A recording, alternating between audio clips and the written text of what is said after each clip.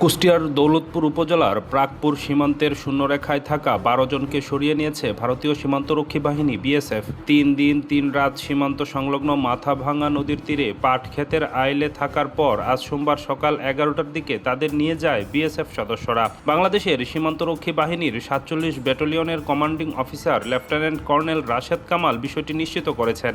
তিনি উপস্থিত গণমাধ্যম কর্মীদের জানিয়েছেন, বিএসএফ ওই ১২ জনকে গাড়িতে করে তাদের কাঁটাতারের অভ্যন্তরে নিয়ে গেছে। বিএসএফ ১২ জনকে গাড়িতে করে তাদের কাঁটাতারের অভ্যন্তরে নিয়ে গেছে। আজকে ঠিক 10:30টার সময় একটা পতাকা বৈঠক হয় আমাদের অফিসার পর্যায়ে।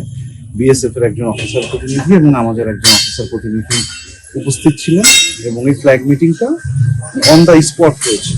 যেখানে ১২ জন লোক আটকে ছিল ঠিক সেখানেই হয়েছে। সেখানে ফ্ল্যাগ মিটিং এর সিদ্ধান্তে আমরা জানাই যে পুশিং আমরা কোনোভাবে অ্যাকসেপ্ট করবো না। এদেরকে পুশিং করা হয়েছে। আমরা এই লোকজনকে আমাদের বাংলাদেশের অভ্যন্তরে কোনোভাবেই অনুপ্রবেশ করতে